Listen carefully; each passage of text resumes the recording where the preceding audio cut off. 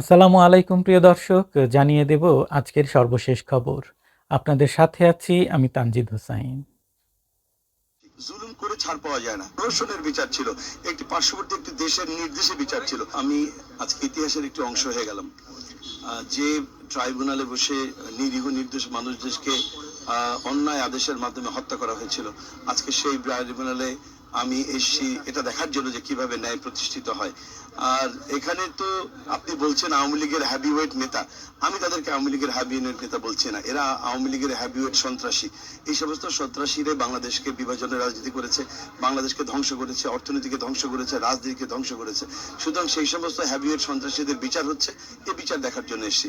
এবং আমি বিশ্বাস করি যে এই ট্রাইব্যুনালে ন্যায় বিচার প্রতিষ্ঠিত হবে, কারণ এখানে কোনো শোনা সাক্ষী নেই, এখানে সব দেখা সাক্ষী, চোখে দেখা সাক্ষীর বিনিময়ে আজকে এখানে ন্যায় বিচার প্রতিষ্ঠিত হবে, এটাই বিশ্বাস করি। নিশ্চয়ই ন্যায় বিচার হয়নি, কারণ সেখানে কোনো চোখে দেখা সাক্ষী ছিল না, সেখানে সরকারের কাছে কোনো অকাট্য দলিল ছিল না, এভিডেন্স ছিল না, তাদের কাছে সব ছিল সোনা সাক্ষী।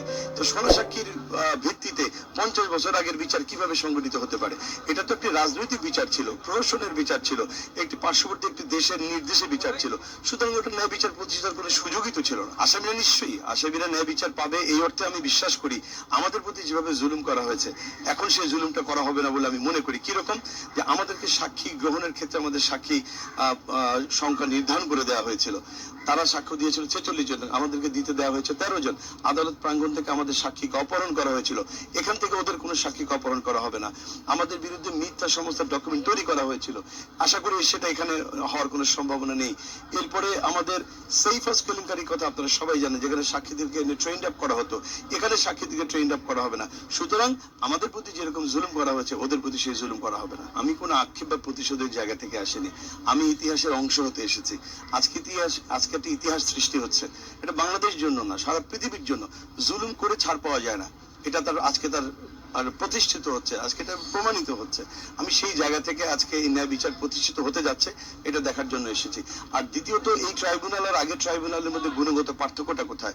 পার্থক্যটা এখানে যে আগে ওটি ছিল একটি প্রহসনের বিচার, আগে ছিল একটি সাজানো বিচার, ওটি ছিল একটি ক্যাঙ্গারু ট্রাইব্যুনালের মাধ্যমে পার্শ্ববর্তী একটি দেশের প্রেসক্রিপশনে পরিচালিত বিচার।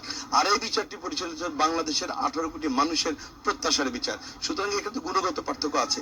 দ্বিতীয় বিষয় হলো, তারা সাক্ষী হাজির করেছিল সব সোনা সাক্ষী, যারা নিজের চোখে কিছু দেখেনি, আর এখানে সব সাক্ষী এসে চোখে দেখা সাক্ষী।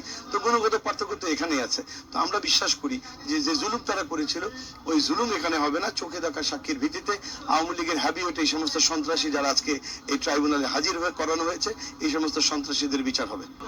আমরা খুঁজে দেখার চেষ্টা করছি, বলছি আমরা খুঁজে দেখার চেষ্টা করছি। আমরা আমাদের কনসাল লয়ারের সঙ্গে কথা বলছি।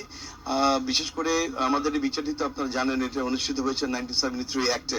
তো সেই অ্যাক্টের কোনো ধারায় এই ধরনের রিভিউ করার কোনো সুযোগ আছে কিনা, এটা আমাদের কনসাল লয়াররা দেখছেন। তারা দেখে আমাদের একটা মত দিলে আমরা সেইভাবে কাজ করি। যদি বিন্দু পরিমাণ সুযোগ থাকে, নিশ্চয়ই আমরা রিভিউ করব। প্রিয় দর্শক, আজ এ পর্যন্তই। নতুন কোনো খবর নিয়ে আবারও হাজির হব, সে পর্যন্ত সবাই ভালো থাকবেন।